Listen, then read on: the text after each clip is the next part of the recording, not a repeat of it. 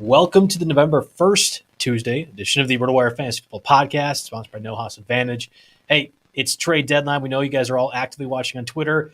Just click on the video. We're going to keep you up to every trade that's happening, discuss all the ramifications thus far. Probably not what that means from a waiver wire perspective, because most of these guys are not going to impact things too much. No, we're not going to talk about Bradley Chubb because we don't care about defensive players in this channel, unfortunately. But we'll go over all the trades, continue to keep that updated as we push towards the 4 p.m. Eastern deadline, and, of course, talk the waiver wire pickups entering Week 9, which, complicating matters further, is going to be a heavy bye week as well, too. So stick around for all of that here.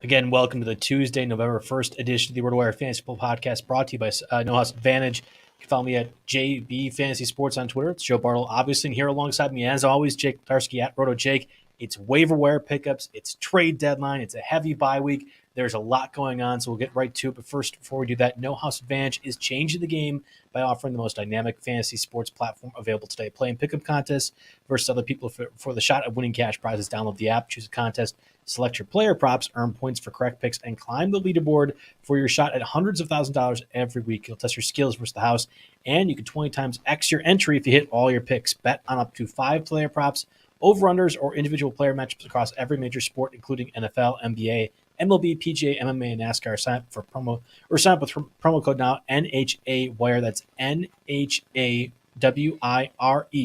at nohouseadvantage.com, or download the app in the App Store to get a first deposit match up to $25. Make sure to check out No House Advantage today and experience daily fantasy sports redefined. Because it's not just how you play, but also where you play. You won't want to miss out on this. I think, Jake, it's going to be best to just recap the trades first. And as we continue on over the next 20, 25 minutes here, make sure we're catching any hopeful Packer moves, right? Yeah, exactly. We both have Twitter up. And it's funny, arguably the biggest move of the day so far is Chase Claypool to the Bears, right? So the rebuilding Bears are going out to get a wide receiver, while the Packers, who might have one shot left, have not bothered. But I guess that is it gets to be a little tough to do when you're 3-5. But regardless, the Bears 3-5.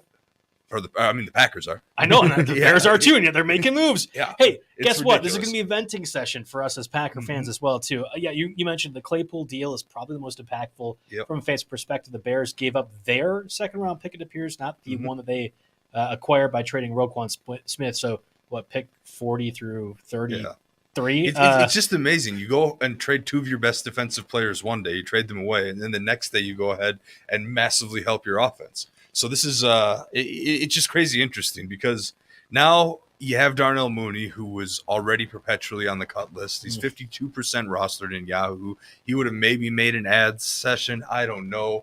Chase Claypool's 58% rostered. I joked. It's funny because I have in one league both Deontay Johnson and Chase Claypool in a 14-teamer, and somehow they both got significantly better. The outlook for both seems to have gotten better because Claypool wasn't getting used super heavily, by the Steelers. And, I don't know for sure that the offensive circumstances is that much better than the Bears. Now, I know Justin Fields is our cover boy this week. He's definitely shown some signs of improvement over the last couple of weeks here. But is he going to be better at getting Claypool the ball than the Trubisky, Pickett situation was? So I guess we'll wait and see here. But Claypool is the type of guy who I feel like can make plays in a throw the ball up to him scenario. And when Fields is able to run around like he does and scramble, find space, reset his feet and throw, there could be some opportunities for Claypool downfield. Now, week-to-week consistency might be tough, but there will be a couple of big games, I believe, the rest of the year. Yeah, unlike Aaron Rodgers, where you would say, hey, he's going to have at least a month plus to get confident with his target. The way the Bears operate offensively, Khalil Herbert, David Montgomery just run the ball exclusively, and then, we'll have Justin Fields make a play. Fields might just say, hey, there's a 6'4" guy that runs a 4.3. I'm just going to throw on the ball and see what happens. And Claypool has been talented enough throughout his career in worse situations. And to be clear, I think Roethlisberger and certainly Trubisky and Pickett are worse than what he's going to get with Fields. He's been productive in that capacity. Somebody asked, does Claypool actually improve David Montgomery's value? And I thought that was kind of an interesting one. I don't think so. I think the Bears' offense is one of the worst in the league. And despite Claypool being added, and that's a good addition, they will remain one of the worst in the league. That offensive line is still bad. Montgomery gets hard yards per carry. It's tough. to me, that's the wrong question to ask. What you should be asking is, does Claypool improve Khalil Herbert's value? Because I think we saw a pretty big changing of the guard here with the Bears last week. Now, not to get too sidetracked here, but I believe Herbert had one more carry than Montgomery. Montgomery had significantly a higher snap share, but Herbert had one more carry, and of course Montgomery got the targets. But and of course this was the only time that happened in the game. But Herbert seems to be just as effective, if not more effective, running the football than Montgomery. So maybe that's the wrong question to ask in the first place. That's fair. So Claypool moved to the Bears. You had Hockenson kicking off the trade deadline, at least today. Second and fifth round pick or third round pick? Second and third round pick to the Vikings. Irv Smith out 8 to 10 weeks with a high ankle sprain. He went on IR, I believe, right before the show started. And honestly, if you're in Dynasty Leagues, Irv Smith might be a cut. He is due for an extension this offseason. He's obviously a cut in redraft. So. Yep. And Hockenson, I think, was already like tight end 4 or 5. Does that change the equation for you at all? I think Hockenson doesn't bump up significantly. I was talking to boss man Peter Schenke right before this show, and because he's a Vikings fan, and I have Hockenson in stake league, and I'm excited for his prospects there on a team that is. The Lions haven't been terrible on offense. That wasn't necessarily outside of a couple of games. That wasn't necessarily the problem there. But the Vikings do have a lot of options to give the ball to. So I'm going to say neutral because he gets a better quarterback. Probably I'd say Cousins over Goff, but there's more competition and more talented competition there. So I'm going to call this a wash. But I was joking with Pete before the show. I was like, so now I have a league where I have Justin Herbert and Kirk Cousins. Cousins has a embarrassment of riches, at his disposal in terms of weapons, whereas Herbert has lost all of his weapons and is limited to throwing 15 times to his check down to make any plays on offense. So what I thought was going to be a start Herbert every week and maybe even cut Cousins after the bye is suddenly a decision on a week-to-week basis now. Yeah, definitely one to at least be interested in from that perspective. Somebody also asked Higbee or Hockenson rest of the season now that Hockenson has been moved to the Vikings. Higbee was a PPR maven through the first 4 or 5 weeks. We have the Vegas Superflex League. Tight ends get a 1.5 per reception, so a bit more of a premium on the tight ends. He's great for the first 4 or 5 weeks. Less targets thus far. Maybe if Cooper Kupp were to be out for a little bit, that could make an impact. I'm not positive. I think Hockenson is my call rest of the season and would have been entering the year too. But I just want to be curious with you. What your thoughts are, Jake? Yeah, I don't know. With 3 catches in the last 2 weeks there for Higbee, sure, he could turn it around. He has 3 double-digit target games on the season. And you basically had to remind me about the high volume that Higbee was seeing early in the season because I was like, oh, this is Hockenson. This is a no-brainer. Is that a question? But it's Hockenson, maybe not by as wide of a gap as I initially, like my first instinct was, but it's definitely Hockenson over Higbee. We had Calvin Ridley traded to the Jaguars. It appears to be essentially a third-round pick, possibly second-round pick, depending on how the Jaguars play. There's a whole list of stipulations. Yeah, Calvin Ridley's extension upcoming this offseason, which I think they have to do, so it's going to be a choice whether it becomes that direction. I'm interested from a dynasty perspective. I had stashed Calvin Ridley in any league that had IR or anything like that, equivalents in Dynasty, because I think he's a good player. And a lot of people are like, oh, he gambled. He's going to be done for his entire career. And I'm like, no, that's not how it works in today's day and age. Yeah. Ridley is a supreme talent. I'm not certain the situation makes sense, but the Jaguars paid a premium, more than likely, for Ridley, which means they're going to have to make this work, in my opinion. Yeah, and you have to count on the development of Trevor Lawrence, which I think we're seeing, a little bit of before our eyes. And the Jags clearly seem to be gearing up to be ready to contend here in these next couple of years. Of course, a few things have to fall for that to go. But the tricky thing with Ridley, it's the same as it was at the beginning of the year, right? That suspension status means that in most fantasy formats, you can't toss him on your IR. So if you're going to stash him in a keeper league, chances are he's taking up a valuable bench spot for the remainder of the rest of the season. And even if I can go pick him up for, $1 in my 12-team keeper league where you get 2 players, I don't know if I can survive even this week. There's 6 teams on bye this week. That becomes very difficult to survive. Maybe after this week you think about it, but the long-term outlook for Ridley, maybe it improves slightly with Trevor Lawrence over some question marks, in Atlanta. Will Mariota be back? What are we going to get out of Desmond Ridder? That kind of thing. There's still question marks where at least there's stability in Jacksonville. This is Lawrence's gig here, and you can expect some natural progression there. So maybe a slight bump in outlook, but really it's not all that different from where you were at the beginning of the season in terms of how you're handling him in fantasy.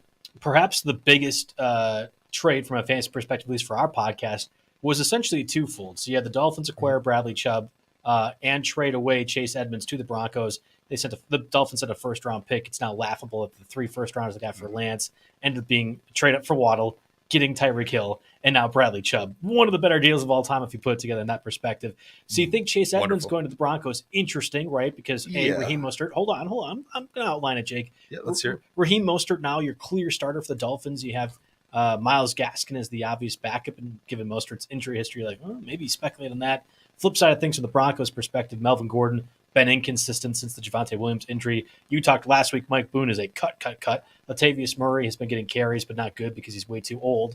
So maybe Chase Edmonds steps into the fold a little bit. And then you have the Dolphins go ahead and require another 49er player, at least not require, but inquire on Jeff Wilson, who now becomes the primary backup. And I think both Wilson and Chase Edmonds have some fantasy value at this point. Yeah, this is interesting to me because I never really thought of Mostert as a big workhorse back anyway, even though he did get 14 of the team's 19 carries last week against Detroit. So at first, you're thinking right away like, okay, huge bump for Mostert, but then of course they go ahead and get Jeff Wilson, who we'll see. I still think Mostert's the starter. I don't see Wilson jumping in and getting double-digit carries immediately. There might be some utility there. I think if they're ahead in games, especially, Wilson will be the guy to roster over there. And just one correction: Myles Gaskin was a healthy scratch last week. They're using Salvon Ahmed, who got 3 snaps and 1 carry. So anything behind Mostert and Jeff Wilson is pretty much irrelevant at this point in time. But even with the acquisition of Jeff Wilson, I still think it's a pretty big bump for Mostert. They seem to be confident in him.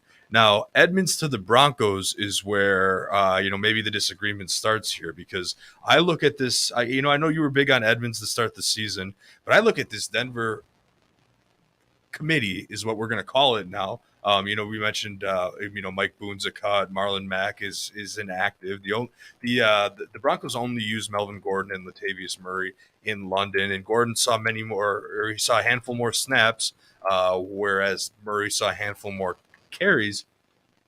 I don't believe that Chase Edmonds is suddenly going to come in there and win this job and see anywhere near 15 carries a game. This is a 8 to 10 carries for each of them situation, if that, maybe 6 to 8 carries. And because I just don't see it with Chase Edmonds. He's going to be, a moderate utility, desperation flex kind of guy is how I view it. But to say his stock suddenly is soaring would be incorrect in my opinion. So I disagree. I do think Edmonds' stock is soaring only because he couldn't have been further down, right? I mean, that would have been one of those that you're like, Joe, you should have cut him 5 weeks ago. I'm like, well, yeah, you're right. And yet in one of the leagues, I actually had to play him because of just lack of depth everywhere else. Mm-hmm. I disagree overall. I think you have Melvin Gordon averaging 3.5 yards per carry, by far his lowest during his Broncos tenure. Latavius Murray, again, should be a crypt keeper at this point. He should not be on an NFL roster, and the fact that we're doing this thing where, hey, let's give him 3.5 yards per carry as well. No wonder the Broncos offense sucks, right? Like I'm not convinced either one does things. Here's the most important part. What was Javonte Williams good at when he was healthy in the offense? He was good at breaking tackles, and he was the only one that could do it. Okay, fine, yes, because he's also not ancient. But the other answer to this is catch passes. That's the whole value that Chase Edmonds was supposed to provide to the Dolphins. Turns out they didn't want their running backs to catch passes. Guess who does? The Broncos, who have a crappy offense right now when they don't have that guy around. I'm convinced Chase Edmonds does get 8 to 10 carries, like you mentioned, but more importantly, gets 3 to 5 targets per game and will get more of the snap share. I think Chase Edmonds is a guy that's, if he's available in a lot of leagues, and I thought I saw before the trade, he was at 32 or 35% rostered, becomes one of those running backs that I will go out and get and not FAAB budget everything away, but I'll have a significant premium on with the idea that somebody for the Broncos is going to be a good running back. And it's not Gordon. I know that. And it's certainly not Latavius Murray either. Yeah, I mean, Edmonds is out there at 55%, so he's pretty gettable. And the Broncos are one of the 6 teams that are on bye this week. So, maybe you don't have to pay as much as you thought. But, yeah, I think we're just going to have to agree to disagree on this. I see a messy committee, and you see a standout. And honest answer, probably somewhere in between. So here's the thing, and not have to do. I told you so this early in the show, Jake. But last time you thought there was going to be a messy committee, what happened? Tyler Algier became a star for the Falcons, and actually we have a question about that right now with Tyler Algier. What do you go ahead and do with him? I want to pull it up real quick. Let's see. I will say that Caleb Huntley, who I put in the outline later on, has had 16 carries in 2 of the past 3 weeks. So I still think that's a messy committee. It's fine. I don't think that's changed. And Cordero Patterson's coming off IR, so we're skipping around a little bit here. True, but that's a good point with that. But messy committee is what I see when I look at that. Would you pick up? He's got CMC and Saquon, so he's just rubbing in our face. They both on bye this week. So do you pick up Kenyon Drake, Jamal Williams, or Tyler Algier to play in the absence of those guys? I think I'd go Jamal Williams and hope for more goal line touches. Swift is great, but he seems to be working his way back. Yeah, 6 minutes left. Lions could trade Swift. We might have Jamal Williams become immediately more valuable in your 8-team league. Which is yes, we do have our Twitter up. We're waiting for something to happen here. The last trade I think was William Jackson, but as of right now, at this moment in time, if you're listening, we're 6 minutes before the trade deadline here. So we tried to start it at a time when things were hopefully wrapping up. And so we can certainly cry about the Packers after the fact, too. Real quick, so we spent a lot of time recapping the trades. Monday Night Football, AFC North battle. I'm not sure why we continue to do this. Most times they stink. This one included. Browns. Primetime stinkers. Browns pull off the upset win in in dominant fashion over the Bengals. It was Myles Garrett haunting Joe Burrow all night. Joe Burrow still has not beat the Browns in his quarterback tenure, which is incredible to me. Mm-hmm. I don't know. You had mentioned on the outline you were falling asleep. The trick-or-treaters were bothering you with candy. I did not bother to turn into this game. I saw the box score, saw that Nick Chubb scored 21 points to beat me in a league that I really needed him to not do that, and I checked out. So that's my thoughts. Remember to start the season when everyone was pretty pumped up on Joe Burrow and all his weapons and everything, and the offensive line just could not protect him one bit at all. Then all of a sudden, Joe Burrow goes on a little run where he's got 25, 23, 21, 35, 44 points, and he's on top of the world, granted some bad matchups in there. Now he's facing another very difficult and skilled defensive front in the Cleveland Browns, and suddenly all of these offensive line problems that we were worried about were certainly back. The Browns defense is pretty much at full strength here. Myles Garrett and Jadeveon Clowney are coming at you from both sides. That's a scary thought there. And Burrow just couldn't stay upright. It was very similar to a lot like I've seen with the Chargers almost, where the only option that Burrow had was to go to Mixon in the check down because Mixon led the team in targets with 8 targets or 9 targets he had. And, of course, without Jamar Chase, T. Higgins was second with 6 targets. Now, T. Higgins is another interesting case, too, because Joe Burrow didn't have enough time at any point to really get the ball downfield until it was like a 3-4 score game at the end there. Higgins had 2 catches for 8 yards. He was basically a no-show, and then Burrow found him in a garbage time drive for a 41-yard touchdown that essentially saved his fantasy day. An amazing catch. When you can find a way to get the ball anywhere in T. Higgins' vicinity, he often finds a way to bring it down and make something happen. So I'm still pretty high on him. Eventually, the Browns I still think have one of the better defensive fronts to make these challenges for Burrow happen. And of course, you got if you saw any Myles Garrett coming to the stadium dressed up as Vecna, looking outstanding costume for Myles Garrett. Just great for me, great for the Steak League. But anyway, the point is there are probably better things to come. But this offensive line, if these Bengals are they're at 500 right now. They're heading into not heading into their bye. The Browns are, but they're at 500 right now, and they just have to. I mean, there's always a story. They have to get these offensive line woes sorted out to be able to take advantage of the weapons that they do have downfield. And that was really the story of this game for me, outside of Nick Chubb dominating and looking, very much like RB1. I tend to agree with you as well, too. Okay, so we have 8 teams on bye and trying to focus on the trade stuff and also go through the waiver wire part of this. I also have, I guess I'll tell you this, Jake, sources that we're going to have some news on Jonathan Taylor in minutes as we're going throughout this podcast live, too. So brace for that. So we have the Week 9 buys: Browns, Cowboys, Broncos, Giants, Steelers, and 49ers. 6 teams on bye. Yes, you struggled when the Eagles, Rams, and other teams as well too. The Vikings were on bye. This is going to be a difficult part for a lot of people as well too, with 6 teams on bye. From a quarterback perspective, we talked about Sam Ehlinger last week, Andy Dalton, Daniel Jones, who destroyed me as a fill-in for Justin Herbert. Thank you, Daniel Jones. Single-digit points. Yeah, first time in 4 weeks decides to suck. I am so glad that I lost my Daniel Jones bids and ended up with Andy Dalton streaming for Mahomes in 2 of the weeks. I mean, granted, his was only like 18 points too, but it was... no. Trade time, ding, ding, ding. Nahim Heinz is going to the Buffalo Bills. There's your pass catcher. They put a James Cook second-round pick on him. Completely wasted. Nahim Heinz is being moved to the Buffalo Bills. I thought it was Jonathan Taylor news. It's not. It's Nahim Heinz. Well, it is indirectly Jonathan Taylor news because if Jonathan Taylor can, of course, ever get healthy.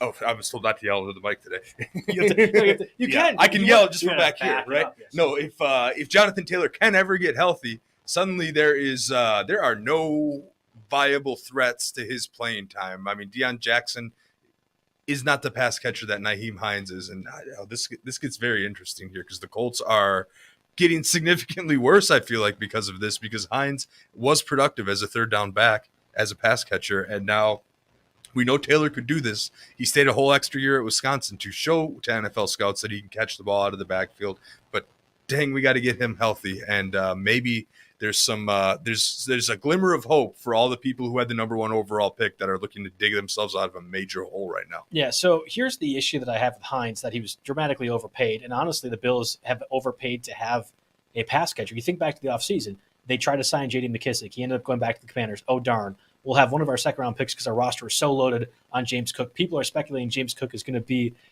this star running back, especially in dynasty leagues, when in reality, he wasn't even a good pass catcher nor runner. Clearly, they saw that. He stinks. He's a drop at this point. But now you have Nahim Heinz, who is filling this role. Who are you taking the targets away from in this offense? Like, they are clearly the best team in the league. They can't run the ball to beat teams. You think about what happened against the Packers-Bills last Sunday night. It was that, okay, the Packers kind of stayed in things because they couldn't run the ball, and yet you're going out and getting more pass-catching weapons. I know people are going to get excited because Heinz is going to go to the best offense in the league, and maybe so, but I don't think the Bills will utilize him any better than the Colts did. And, I mean, he was probably droppable in 10-team leagues for the Colts. Right? Yeah, so Nahim Heinz is at 55% rostered right now, and the reason he was at 55% rostered is because all those Jonathan Taylor owners wanted their backup just in case here. And now that story obviously gets a little different. And, he actually – I'm looking over that roster that I was keeping him on, and I might hang on to him 1 week or 2 weeks to see how he's used, if I can stomach it with these bye weeks. But I could see him being a cut candidate a little bit. But for me, this probably hurts Devin Singletary the most because Devin Singletary was getting the very few targets they gave to their running backs, because usually Josh Allen's just going to take off with it. But the very few targets that were going to their running backs, some of them were going to Singletary. That's pretty much out for me now. And he probably loses a couple carries. And he was, a 10 fantasy point a game guy anyway? You would think the starting running back, the RB1 on the best offense in the league, would be more productive from a fantasy standpoint. Absolutely has not been the case. So while I'm not cutting Devin Singletary by any means in our 14-team stake league, I am certainly not starting him over the likes of Antonio Gibson or Ramondre Stevenson. Now, I think if I had to make the choice, I'd probably bench Singletary for Gibson this week. Yeah, it's possible. I'm happily surprised the Commanders are using Gibson the way they should have been the last 3 years, but too little, too late. It's okay for us from a fantasy perspective because he's getting utilized in that capacity. All right, we have hit the trade deadline, end, but I'm sure possible deals could still trickle in that had been agreed upon before. Yeah, it's certainly possible, but as of right now, Kareem Hunt, still a Brown, Brandon Cooks, still a Texan, Packers DJ Moore, still a Panther, and the Packers are getting squat. Yeah, somebody says it possible that the Packers are the only team in the NFL using the Android phones and everyone says an iPhone, and you're just missing the text. Yeah, they got the gray text, the green text. Right, it's entirely possible at this point, given what they have had the inability to do throughout the trade deadlines in the past couple of years. Let's go back to these streaming quarterbacks. We had mentioned Daniel Jones last week as a disappointment. Let's hope Justin Fields and his new toy is not this week's disappointment, because he has looked fantastic the past couple of weeks. And in a tough matchup against the Cowboys, he's still excelled. Now, I don't know. There was a lot of talk about we had this happen late. Malik Willis ended up starting for the Titans because Tannehill was injured. I would have easily started Malik Willis last week over Justin Fields. That would have looked terribly wrong. Oh yeah, I mean, how many people were going with Ellinger and Willis in DFS last week that just got torched? Right. Yeah. I mean, so now we have the situation. The Dolphins did acquire Bradley Chubb. We'll see if Bradley Chubb, the star pass rusher for the Broncos, now the Dolphins, will be active for this game. But it's the same situation where good defense, got really good key players, and yet Fields has made some things work from a fantasy perspective. Yeah, I mean, Fields looks outstanding a couple weeks ago on Monday night against New England, but of course I was thinking in my head, we haven't seen this from him before. It seems a little fluky. We'll see what happens when he gets Micah Parsons and the Cowboys the following week. Follows it up with an even better fantasy performance here, and now we've got quite the stretch for Fields coming up. Miami is 24th against opposing quarterbacks. Detroit is 29th. And Atlanta is 30th against opposing quarterbacks. So that is your next 3-week stretch for Justin Fields. And on top of that, the Dolphins are what I believe allowing the 5th worst yards per attempt to opposing quarterbacks in the league here. So, and obviously we don't need to, beat the dead horse here with Fields' running ability. You know that he brings up your floor with that, with his ability to get 40, 50, 60 yards on the ground every week on his own in scrambles. And suddenly he got another weapon. We'll see what kind of capacity. Obviously Alan made the graphic for us. We had the Justin Fields cover boy before we even knew about Claypool, and that's another tally in his direction. Alan here. must have known. Alan has got the foresight. He's got more inside sources than you do over there. Yes. But yeah, no, big stuff. I am looking to I would have never thought I would say this after week 3, but I'm actually looking to go out and acquire some Justin Fields. Okay, I'm not sure I go that far, but again, 6 teams on bye, you might have to be in this position where Fields is one of those. Let's just go further down the list. You have Mariota against the Chargers coming off bye, but and course, losing their cornerback, their J.C. Jackson, Keenan Allen, and Mike Williams might be out too. Keenan Allen didn't practice this weekend. It hurts you in particular in Dynasty League. So Mariota and that running attack for the Falcons winning games going against the Chargers. You got Mac Jones against the Colts, who are at least sellers from the Nahim Heinz perspective. Yeah, and the Colts gave out a pretty good game to Heineke last week. That's true, yeah. Well, Packers did as well. Andy Dalton against that Ravens secondary that's been beat up. They did acquire Roquan Smith at the trade deadline, I guess, yesterday. Sam Ehlinger against the Patriots, not so much. Davis Mills against the Eagles, and Zach Wilson against the Bills. Oh, boy. How about Taylor Heineke against the Vikings? That one might be an interesting one, too. Yeah, outside of Fields, the only other one I bolded as one worth discussing is Taylor Heineke. The Vikings are giving up the 2nd worst yards per attempt to opposing quarterbacks in the league here. They haven't given up a ton of passing touchdowns. Otherwise, they'd be much lower on the overall list. But the Vikings secondary can be had at times. And I think that Heineke has, like Fields last week, has really excelled in tough matchups. And we're seeing a different Terry McLaurin too. Yes. Terry McLaurin, he wasn't scary Terry with Wentz at all. And now we have Heineke, and they have that same chemistry they had a while back. Heineke has found McLaurin in back-to-back weeks now, if I have that correct. Yep. And just to have a revitalized McLaurin just means the world here. And we have kind of a revitalized Antonio Gibson too. I remember I was ready to put him on drop lists here after Brian Robinson was out there dominating carries. Now suddenly maybe they're getting a little bit smarter with the Antonio Gibson usage, realizing that maybe their best back should get more touches. So this offense is, I don't know if I want to put them on the respectable tier just yet, but they're definitely on the passable tier, and Heineke can be a stream if you're stuck. I mean, so looking at the buys here, Dak Prescott, Russell Wilson, Daniel Jones, Steelers, Jimmy Garoppolo, Browns. For having 6 teams on bye, there aren't that many good quarterbacks. That's a good thing, right? I mean, there aren't that many good quarterbacks that have to sit out. It's really Dak Prescott and Russ, and you might be happy that you're sitting Russ as is, right? Yeah, Russ, you were maybe not starting to begin with, So Russ was a guy that hopefully grabbed Geno Smith or something early enough, Yeah. Did you have any thoughts on the Malik Willis thing? I don't know if Ryan Tannehill plays this week or not. He had been missing practice all week with an ankle injury, and then was sick Friday and Saturday. Couldn't do the walkthrough Saturday. I was on the wire for that period, so it became clear before they really announced it was going to be Malik Willis starting. Was awful, just awful, as he had been in the preseason at times. But the talent, is really tantalizing. For throwing power. He's one of those guys that could definitely benefit from sitting and watching a guy like Tannehill for a year. I wouldn't aggressively go out and get Malik Willis. I wouldn't be surprised if Tannehill comes back. They got the Chiefs on Sunday night this week. Maybe they'll have to be aggressive and play catch up with a top 2 offense in the league. I mean, I feel like Buffalo and Kansas City are probably 1A and 1B.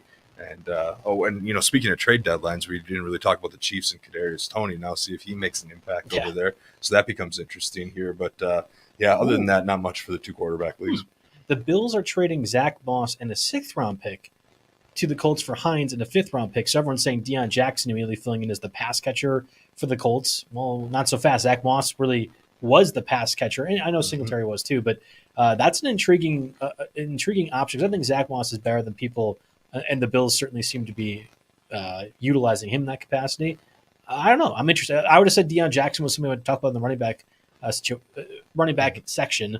Maybe it's more so now Zach Moss that could be in that conversation too. Yeah, and for some reason, I was, I had a misconception about Jonathan Taylor being banged up again. Apparently, he returned to the game after the injury He did get scare. hurt, though. He did get hurt, and then he came back to the game. So he doesn't actually. I guess we'll see with practice reports coming out, but he doesn't actually carry an injury tag on our site right now, for what that's worth. So we'll see what happens. This will be interesting.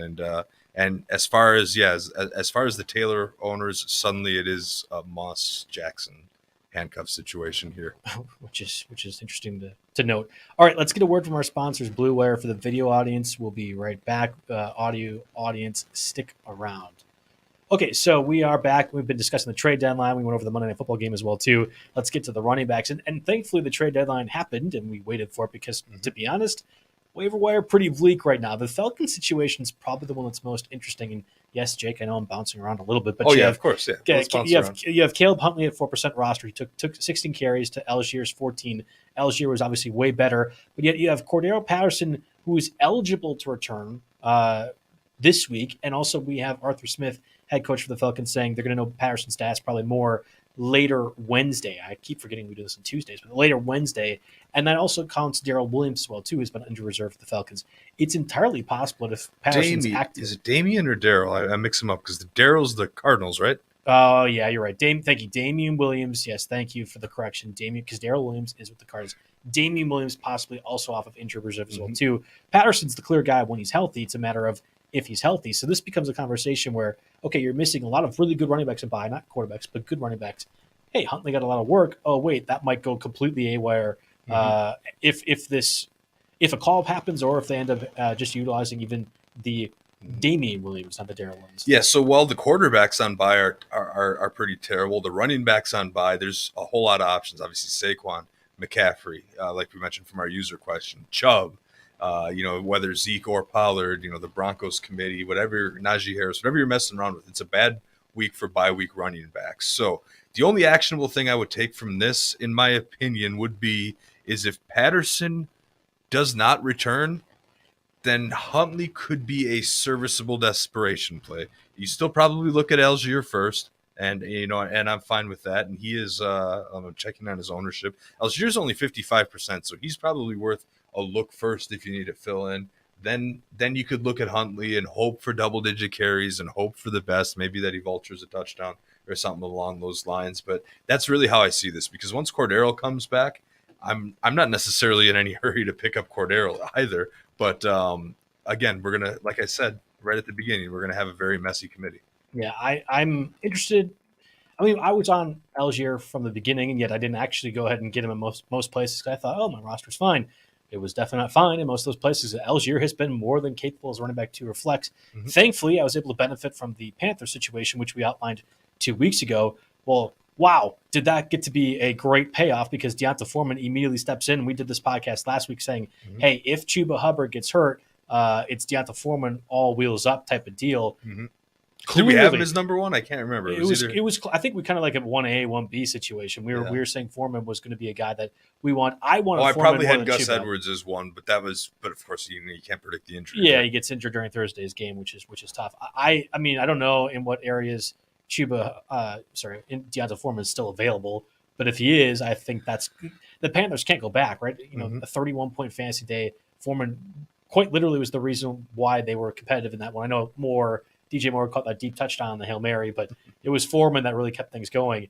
A few of the users were asking, again, I think it's probably 8 or 10 team leagues. That's fine. Foreman is going to be a good player. Not that I'm acquiring him in the same way I would Kenneth Walker, for example. I think Foreman is the back to stay for them. And adding to that equation, I will drop Raheem Blackshear. I thought he was going to get more work with Chuba Hubbard out.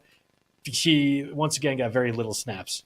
Yeah, he only got 7 snaps, 2 carries, 0 targets. Targets are what we were hoping for. So yeah, he can go back on the drop list. We didn't quite have that one down yet, but mentioning tying Deonta Foreman in the rankings with Gus Edwards last week, that proves to be a good transition to the Baltimore backfield, where J.K. Dobbins, of course, is on IR. Gus Edwards injured his hamstring at the end of it was actually early in the fourth quarter, so he wasn't doing the greatest before the injury necessarily, but he did miss time in the fourth quarter. And again, you want to talk messy committees. This gets back to it looks like Kenyon Drake is leading the way here. That was the case on Thursday night, which you get all the way back. 57.9% of snaps, only 7 carries to 11 for Gus Edwards. But if it comes down to a situation in which it's Kenyon Drake and Justice Hill, Kenyon Drake is the back to roster and play in that situation. And his ownership, because of the dud performance after the huge Gus Edwards game, Kenyon Drake went down to 31% rostered. So he's pretty widely available.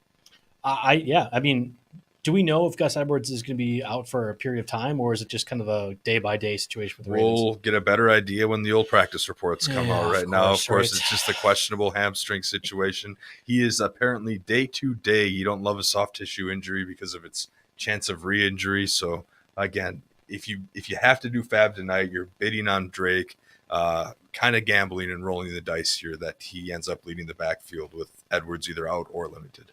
I'm kind of glad we waited to do this podcast, obviously, as the trade deadline edition, because multiple things from the running back waiver period were addressed. I would have said if there's one team that's going to make a move, it's the Rams trading for running back, and I thought specifically Kareem Hunt. That didn't happen. Kareem Hunt did not get traded. The Rams did not make a move. Mm-hmm. They didn't trade Cam Akers either. There were reports that if they didn't, Akers would be eventually back. I don't know if I really believe that, but now you have a situation where Kyren Williams, who we've been talking about for weeks, is already at 45% rostered, should be coming off injury reserve this week. They are starting somebody named Ronnie Rivers for periods of last week's divisional loss to the 49ers. That went about as well as you would have thought, although Rivers looked fine. I don't think he was that great. He got 8 carries to Anderson's 4. I think once Kyren Williams comes back and is actually active, that is your starting running back for the Rams the rest of the season. Yeah, the thing with Rivers is he was only on the field for barely over a third of the team's snaps, 36.2%. And Henderson led the way. He was only at 41.4%. So this backfield is there for the taking. And even with the slow 40 time everyone likes to bring up with Kyren Williams, that defensive line kind of 40 time. It wasn't that bad. It was a 4.6. That's Montez Sweat. I thought I saw 4.75 somewhere. No, but I must have. It was not. Someone must have been trolling me on Twitter. Anyway, but anyway, so Kyrie, this is. I mean, I don't see any immediate resolution to this Cam Akers situation here. Darrell Henderson is what he is. He's probably Ronnie Rivers got more targets than Darrell Henderson. So what does Rivers that tell that you? Bad. I really didn't. He didn't look that bad, but and he even started. Rivers started the game, mm-hmm. which it tells you that this position is completely up for grabs. And if you get a guy with the draft pedigree of someone like Kyren Williams, there's certainly opportunity to go out there and take over. Now the ownership reflects that though. Kyren Williams is 45%. Ronnie Rivers is 1% still. So people didn't. I mean, I think it might have been Barry or somebody that kind of leaked that Rivers Saturday. Was gonna. Yeah, that's Saturday. Yeah, of course, because you got the. It was like I had never even heard of Ronnie Rivers before, and I'm like, okay, so this is something that's there. Do I write a note? Do I cite Matthew Berry for this? Because nobody was saying anything about it. It sounds like a character on Yellowstone or something. You know what I mean? Right. I was like, okay, this is suspicious. We'll put it in the rumor note section. Somebody will write something on this, but I don't think we can officially report it. Yeah, that was weird. I would think Kyren Williams is going to be the guy coming back, and whether or not that matters to you because the Rams offense hasn't been very good, the key part for me is they've already went through their bye week. So you are not wasting a roster spot the rest of the season. Yeah. The reason that we wait to the trade deadline is also this part that Alvin Kamara was not traded, right? There was multiple reports that the Saints wanted to get back the first-round pick that the Eagles fleeced them for with Chris Olave earlier this offseason. Okay, that's not going to happen. Alvin Kamara is still a Saint. He has been playing fantastic over the last month, certainly the last 3 weeks of the season, with Andy Dalton as the QB, with Michael Thomas and Jarvis Landry just dead in the water at the moment.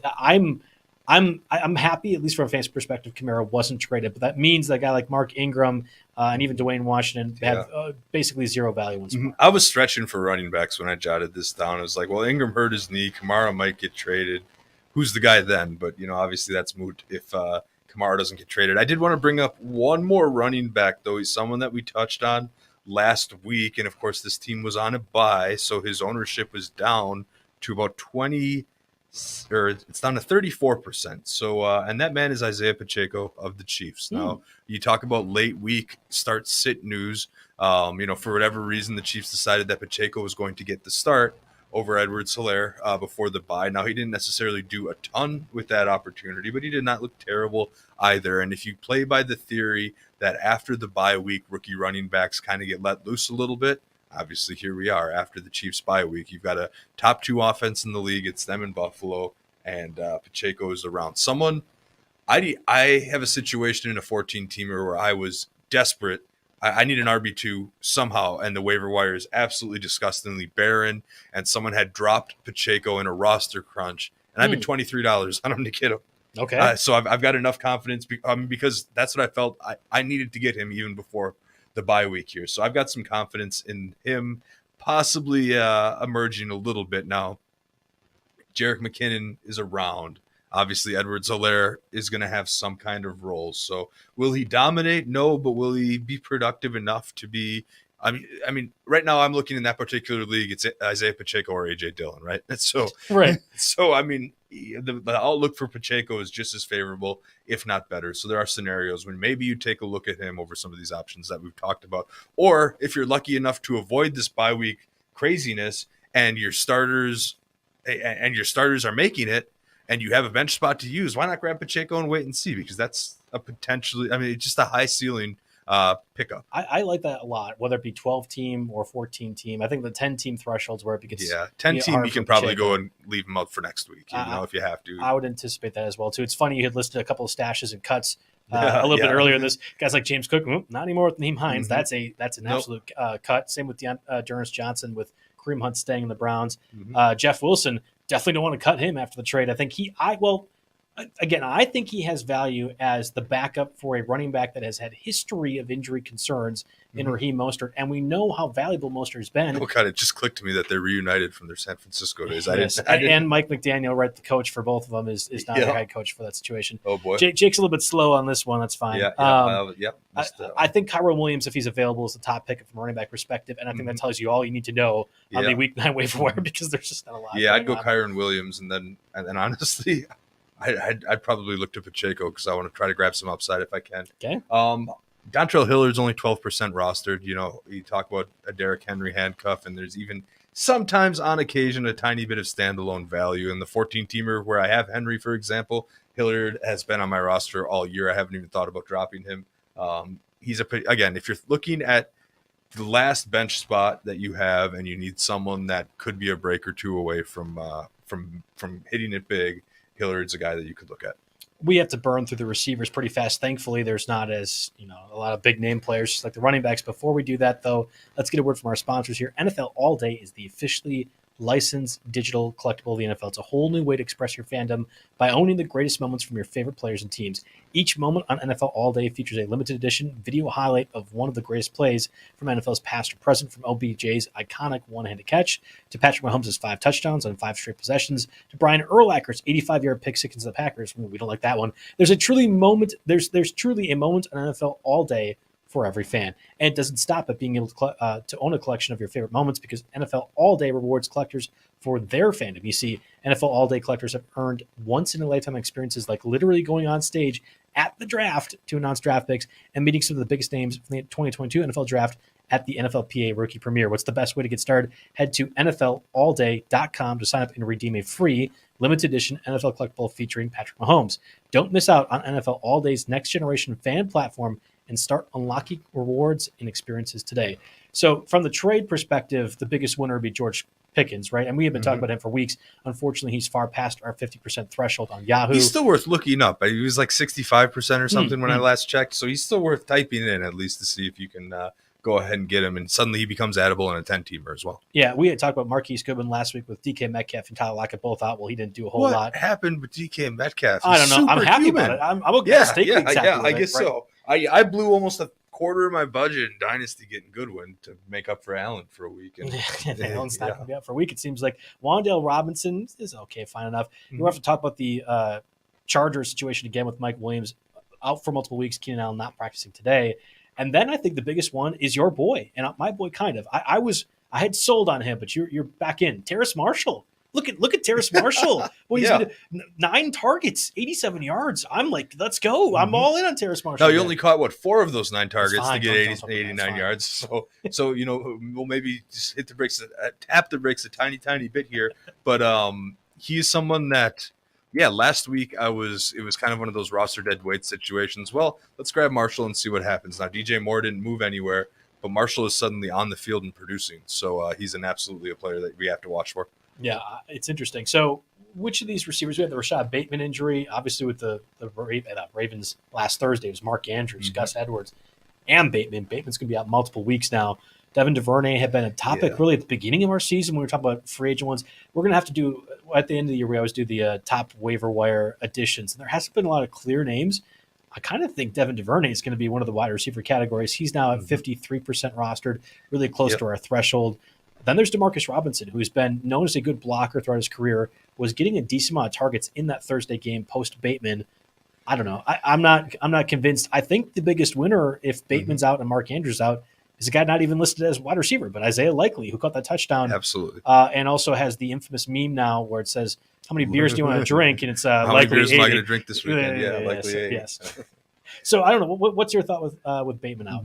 I mean, obviously, DuVernay, I think, has to be the first name you punch in out of any of the receivers that we talk about this week. And at 53%, you at least have a shot that he is out there because, they'll get the ball to him in creative ways. He's obviously great in open field. He might sneak you a kick return or something like that out there. So he's or a guy. Rushing touchdown. Or a rushing touchdown. Yeah, exactly. So he's the guy. Little less interested in Demarcus Robinson, but really the theme with wide receivers this week is a little bit retreads that still are below our threshold a little bit. So DuVernay 53% over the top, Romeo Doubs 47%, and it's partially a last man standing situation with Romeo Doubs of the Packers because with Cobb on IR, Watson back in concussion protocol, they just don't have bodies, and no trades and no trades. So Romeo Doubs, at 47%, he might arguably be a better pickup than DuVernay. I know people kind of went off him after one bad week, but you can obviously see the skill is there. If there's any positive to take out of the Packers game on Sunday night, it was the amazing touchdown catch that he seemed to spin around 2 or 3 times that was a really good play, and find his footing. So obviously the skill is there. That's going to help Rodgers get his trust back. So that's one retread at 47%. You definitely want to pick up. I caught him on waivers in a 14-teamer. Just a week ago. Really? Yeah. So I was really surprised to see that. So that's one that you have to take a look at. I know 2 weeks ago, Rondale Moore had a pretty poor showing, but then he went out and had a breakout game this week, 9 catches, I believe, a touchdown, only 35% roster. Might be tough to expect consistency there, but he's a guy that you absolutely have to look at. And then let's see a couple more. Do you want to, I got to hit your Chargers again. Josh Palmer, I think, is the man now that he's back from concussion protocol. He was wide receiver 2 in the absence of Allen, and now it's a Palmer Carter's show. But, I could very much see Eckler just getting 15 targets. I kind of wondered, would the Chargers make a move at wide receiver? I thought for sure the Packers wouldn't because they hate us as fans. But I thought the Chargers have been aggressive all season long. Why wouldn't they? I wonder if they kind of took a look at the AFC, saw how good the Bills were, saw how good the Chiefs were, and like, no, we need to give up additional draft assets for Brandon Cooks or Elijah Moore. DeAndre Carter's going to be your speed threat. He'll be out there for a lot, especially with Mike Williams now done for quite a while. I think DeAndre Carter is going to be like the guy that gets, he's been playing 90% of the snaps, but saw 4 targets, right? That has been in that offense for 3 years now. And I think that's what DeAndre Carter does, but maybe gets a few more targets as like the bubble specialist. It's Josh Palmer. It is Josh Palmer that gets those slot targets if Keenan Allen can't play. But if Keenan Allen does play, I don't think Palmer has that value. So that's kind of the key for me. Exactly. And I still rank Dobbs above those guys, but I have Dobbs, DuVernay. I think I Dobbs, have Rondale Moore too. Rondale Moore. Yeah, Palmer. Okay. Then a couple more names just to throw out there. Traylon Burks is only 17% rostered. He's going to be eligible to come off IR soon. He had shown some signs of production, and they need a wide receiver, outside of Robert Woods there. So there's an opportunity immediately in Tennessee. The Titans really need that wide receiver help. They're a team that's above 500 that could have easily made a trade this deadline, but they must be counting on Traylon Burks to come back. And then again, we look to Detroit. There's some targets opened up after the Hawkinson trade. Amon-Ra St. Brown can't get 20 targets a game necessarily, though that might happen a couple times, and I wouldn't be surprised. But Josh Reynolds looks to be number 2. Khalif Raymond has seen more snaps, but Reynolds is getting more targets and has been more productive there. So those are the couple of other guys that I thought might be worth a mention this week. We should really discuss, especially at this spot too, the Kadarius Toney trade really was the precursor for the trade deadline. Kadarius Toney traded to the Chiefs for a 3rd and 6th round pick. Giants get out of a bad player asset for them, right? Had been injured and been frustrated. They drafted Wan'Dale Robinson as a direct replacement for him. To get draft compensation of that value back, I thought was an absolute win for the Giants. People are going to say Kadarius Toney is really talented, and they're not wrong. He definitely is. But availability is important, and I'm not convinced on the Chiefs he's going to be available enough to make a fantasy difference. So, but ta-da, he's suddenly healthy now. He's going to play this week. Yeah, exactly right. It's the well. So here's when I saw the trade, I immediately went to go look, and I was surprised. I was shocked by how many people were still rostering Kadarius Toney. It made no sense to me for a guy that had played maybe 2 games in 2 years. 58% right now. It's insane to me. Do you feel like he's a guy that can be a startable flex or wide receiver 3 every week, or is that lower in your totem pole? To me, where he ranks in this list of wide receivers we have depends on your team needs. If you need a wide receiver 3 or a flex this week, which is certainly possible with all these buys, he's probably down at 3 or 4 on that list here. I'm still looking for DuVernay, Rondale Moore, Romeo Dobbs. It's still probably Dobbs number 1. But if you can survive this week and want to stash someone, that's a situation where I would probably go ahead and pick up Toney, and you can wait and see. And he could be active and only play 10 snaps, and then you can cut him. No harm, no foul. I don't necessarily know that the move is making me go out and rush and grab Toney, but on the other side, what it is making me do is consider maybe cutting bait with Valdez-Scantling in a 14-team league. Oh, yeah, I don't know if I'm going to do that necessarily. But it's getting closer to that point. I have been thinking about it for a while. Almost did in a roster crunch this week with the Chiefs on bye. Ended up holding out and starting ta-da, Marquez Callaway, but anyway. Didn't work out in that. Didn't work out. Anybody else at the wide receiver you want to talk about? Nobody else at the wide receiver. So let's go ahead and hit a word from our sponsors. Monkey Knife Fight. Football is officially back at Monkey Knife Fight with all the NFL action you're looking for. And if college football is more of your speed, we got plenty of that too. On Monkey Knife Fight, there's no sharks, no salary caps, and no math. It's just easy to play, easy to win. Daily fantasy player props. Join now at monkeyknifefight.com and get your first game free. Then use promo code RWNFL to get your first deposit matched instantly up to $100. So what are you waiting for? Join Monkey Knife Fight today. I actually think Isaiah Likely, depending on the stats of Mark Andrews, is my overall top waiver wire pick. We talked about all the retread tight ends 8 through 13, 15 range, and I think Isaiah Likely is going to be a really prominent factor. We saw it in the preseason. You and I both pushed the hype train down on that one because Mark Andrews was still healthy. Well, he's got a lot going on, Mark Andrews, and I think Isaiah Likely has proven to be a very capable receiver on a team that already is missing Rashad Bateman, has to use DuVernay, who I like, but also DeMarcus Robinson. I think Isaiah Likely is a really, really interesting name if Mark Andrews is to miss any time. Mark Andrews has been one of the most durable players, if not tight ends, throughout the entirety of his career. Played a full 17 games last year. Not many guys at any position can say that. He's dealing with 2 injuries, shoulder and ankle injuries. Again, it's one thing that you're going to have to watch in the practice report, but it was also a thing where he came out and was injured very early in the Thursday night game. Mm-hmm. Now he's got the long week to get right, and for someone as durable as he is, that is certainly possible. But if he does like a no practice, limited practice, and then is active, that's still enough for me to be comfortable maybe grabbing and starting somebody like Likely. You also have Greg Dulcich, who early morning Sunday football in London, again, 3rd straight week since he's been activated, that he's been at least a top 10 fantasy scorer. I was a little bit low on Dulcich. I thought Alberto Quegmanum was going to be the guy, and I was a little bit bitter towards that. At this point, we have to be clear. Nathaniel Hackett likes Dulcich to the point where he's getting those opportunities and is a fantasy asset. Yeah. However, he's at 42% roster. Yeah, exactly. But he's passing the eye test. One of those drives that the Broncos had was entirely Dulcich. 3 big catches on that drive, which, and eventually, he was down at the 1. This could be a very different conversation if he scores, if he's, in the end zone on that play. Murray eventually punched it in. But what I think about Dulcich is this. I picked him up in a Kelsey league. And even though I have Kelsey in that 12-team league, I'm not dropping Dulcich yet. I think he's worth keeping around to see if someone wants to offer the whole boat in a trade for Kelsey, or maybe as a flex if I get desperate with injuries. Interesting.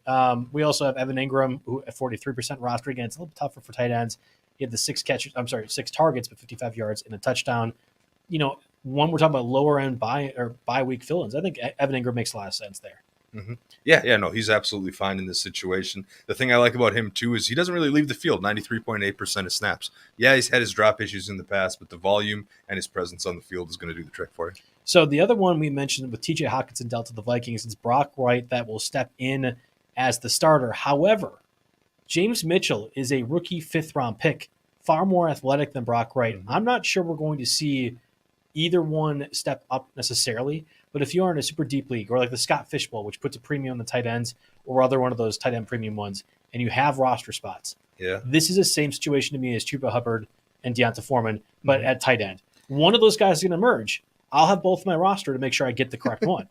I don't know about using 2 roster spots on those guys. I worry a lot about, the backup tight end on a bad team with subpar quarterback play. Obviously, we kind of screwed the pooch with Harrison Bryant last week. He didn't get involved at all on Monday night, and I feel like this could be a similar situation where the tight end's just not a factor in the passing game for Detroit. You just see a few more targets sprinkled to Swift, a few more sprinkled to Amon-Ra, and some for Reynolds, and maybe even Khalif Raymond, and that's just how it's going to shake out. That's fair. Irv Smith obviously cut when he's going on injured reserve now for the next 8 to 10 weeks as well, too. That's why they made the move for Hockenson. Real quick, Jake, what are some streaming defenses you like? Because I look up the other questions we can ask you. Yeah, the website consensus is, everyone that's written for us this week seems to like the Cincinnati Bengals at 41%. They get P.J. Walker and the Panthers, which I guess on paper that's a fine matchup, but it's not like the Bengals played all that great and couldn't stop the run there on Monday night. They let Jacoby Brissett torch them, so that worries me a little bit. I don't love the Packers on the road at Detroit, but I know a lot of people have been dropping them lately, and the defense still has some assets there. The Raiders got shut out this week, and the Jags have them at home, so that's a possibility. I'm not really, I've seen Miami floated around too. It's really a bad week for streaming defenses. I guess I'd probably get on board with Cincinnati unless Malik Willis ends up starting for Tennessee again. Then maybe I'd look at Kansas City, who's only 30% rostered here. The Chargers defense we mentioned, losing some key components here, but they're only 28% and they're coming off a bye and they get the Falcons. I'm not touching the Chargers given how bad their run defense is, and that's the Falcons thing that they explicitly want to do. Mm-hmm. I really do like that Kansas City one, provided it is Malik Willis. That is a layup, even though Derrick Henry is amazing. I'm actually convinced that'll work just fine if Malik is your quarterback. So it's going to be kind of a wait and see to see if we get any of these quarterback situations similar to what we had last week. Okay, well, that does it for us in the Tuesday RotoWire edition of the podcast, sponsored by No House Advantage. Obviously, a trade, right? Nahim Heinz during the broadcast itself, but plenty of action throughout what was been the most tumultuous trade deadline in recent memory. Let's hope that everyone can get through these 6 bye weeks and get things unscathed, at least for week 10. But we'll be right back next week to discuss more of your waiver wire pickups. So best of luck to your fantasy lineups.